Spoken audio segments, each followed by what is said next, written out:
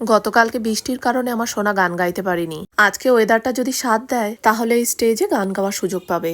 অভ্রকান্তির প্রোগ্রামটা হয়ে গেলেই সোনা গান গাইবে।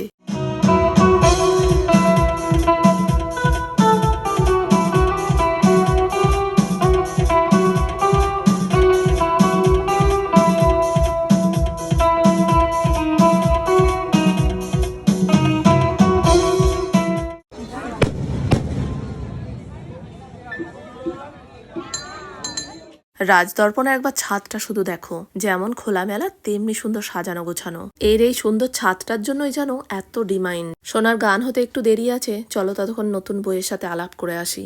এখন ফটোশুট চলছে, হয়ে যাক তারপরে সবাই মিলে গিয়ে একটু ছবি তুলবো।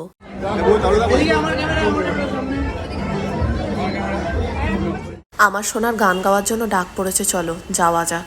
সাংস্কৃতিক প্রোগ্রামে অনেক জায়গায় গান করেছে, কিন্তু আজকে ও প্রথম কোনো ইনস্ট্রুমেন্টের সঙ্গে গান গাইবে। হ্যালো।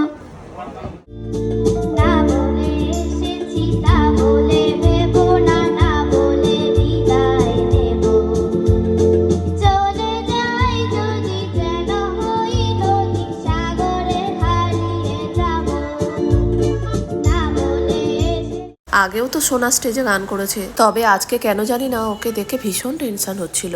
এত সুন্দরভাবে গান দুটো পরিবেশন করেছে, ভাবতেই পারিনি জানো এত সুন্দরভাবে দুটো গানও গাইবে। তা যাই হোক, আমার সোনার গানটা কেমন লেগেছে অবশ্যই জানিও। আমার সোনার টেনশন বলতে তো কিছু নেই, আমি বরঞ্চ টেনশন করে গলা শুকিয়ে ফেলেছি। জল না পেয়ে লাস্টে একটু মকটেলই অর্ডার করলাম। ছাদটাকে দেখো, দারুণ সুন্দর লাগছে দেখতে। নানান রকম লাইটিং এর জন্য মনে হচ্ছে আরো বেশি ভালো লাগছে দেখতে। রাত হয়েছে তো, তাই সোনার জন্য আলাদা করে আর ড্রিঙ্কের অর্ডার দিলাম না। একটাই অর্ডার দিয়েছি, আমি আর সোনা ভাগ করে খাবো বলে। দাঁড়াও, গলাটা একটু ভিজিয়ে নিই, তারপরে নিচে যাব। যেখানে বউ বসানো জায়গা করেছে তার পাশেই হচ্ছে খাওয়া দাওয়ার ব্যবস্থা। ডিনারটা সেরে ফেলি, তাহলে আজকে এখানেই ব্লগটা শেষ করছি। যাওয়ার আগে অবশ্যই একটা লাইক শেয়ার করো।